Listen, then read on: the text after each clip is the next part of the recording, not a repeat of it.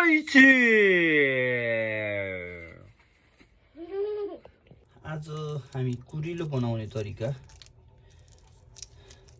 चाहिँ तपाईहरुलाई सिकाउँदै छु। यो तरकारीमा हालेर भन्दा पनि यो चाहिँ एस्पराको यो भागहरु चाहिँ सारो हुन्छ, त्यही भएर चाहिँ यसलाई छिल्ले है, यसलाई छिल्ने।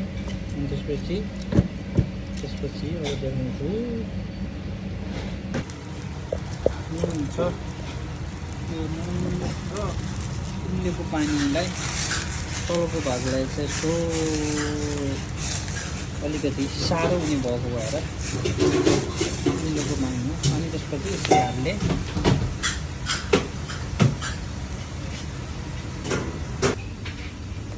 3 मिनट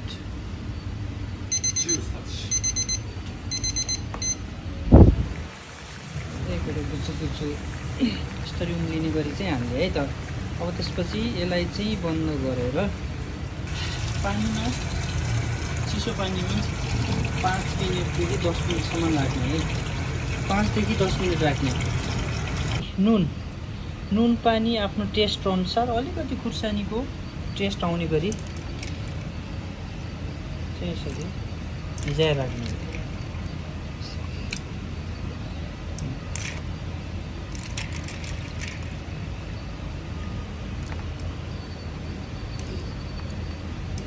हुन्छ है। अनि माथिबाट पेपर भयो भने ठिक छ, पेपरले ढाक्दिने र फुता लगाउने, फुता भन्छ ढक्कन लगाएर हैन, तपाईको आफ्नो रेफ्रिजरेटरमा राखेर यो 5 दिनसम्म टिक्छ है, 5 दिनसम्म, मिनिमम पनि 5 दिनसम्म टिक्छ। हामीले 30 मिनेट पछि रेफ्रिजरेटरबाट आस्पारा चिसो बनाएर ल्याइसकेका छौँ। अब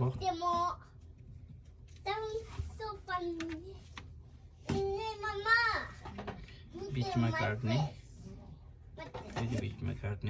आफ्नो आफ्नो तरिका है, आफ्नो आफ्नो तरिका हो।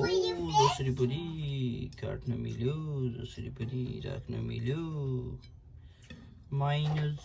मायोनिज छ भने चाहिँ मायोनिजले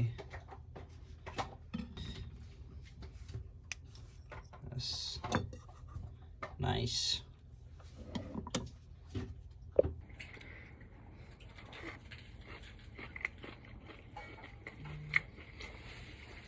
ओइछे